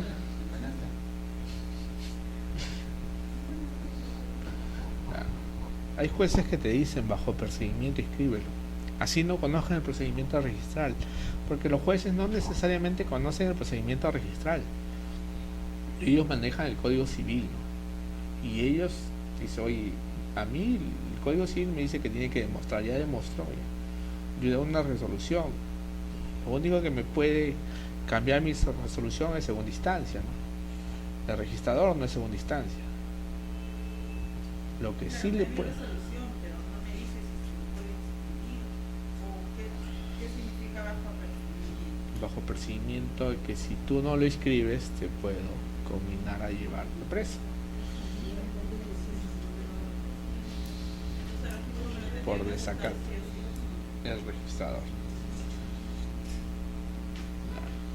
Por eso yo dije vía judicial, no dije vía notarial, porque vía judicial sí puede haber bajo procedimiento, vía notarial el registrador le dice, ¿sabes qué? Escribe primero tu fábrica, ¿ya? Sí. Bueno, ahora sí no hay cuarto. Eso queda como tarea.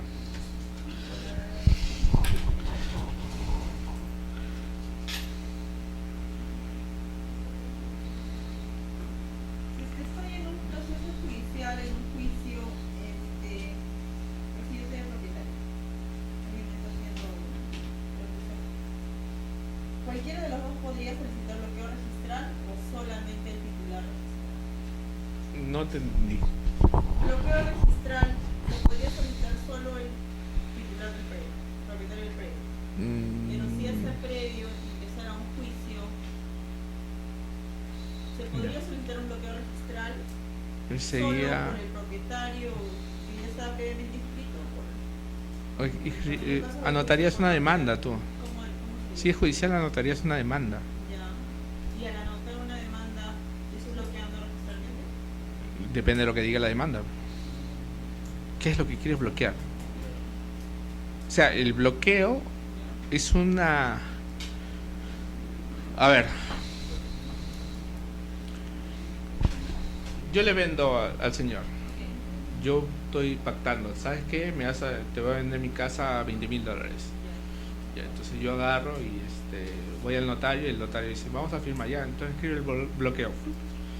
Escribe el bloqueo y dice, se va a realizar una compra y venta sobre esta propiedad a nombre del señor Juan. Ya. Si quiere ese bloqueo, yo agarro y lo hipoteco ante ante el banco. $20,000. Yo puedo, con el consentimiento de él, puedo inscribir la hipoteca. O sea, no necesariamente me va a cerrar. Solamente lo que me va a cerrar, me va a dar prioridad es en el tema de la transferencia. Por eso te digo, en la demanda, ¿qué es lo que vas a pedir que él bloquee? Que no lo venda, que es falso, que es que no construya. Si la demanda pide que no lo venda, que no existe ninguna transferencia. No sé que haya, si es que en el Código Civil haya una restricción en ese sentido. O sea, no es tampoco yo quiero que me haga esto, sino que tiene que estar amparado al Código Civil. La hipoteca legal. Hipoteca legal. Hasta donde yo sé es la misma, la común y corriente, la que tú haces con una persona o una entidad pública. No, es la que hace el registrado automáticamente cuando hay un saldo a favor. El saldo a favor. Ok. Sí, es verdad. Es la que también dice en la escritura, cuando tú pides la inscripción y no pones, sino en el mismo documento que lees, lo encuentras. Está la hipoteca legal. Te lo liquidan después. Así es. Bueno, gracias por su tiempo. Ya nos veremos el próximo lunes.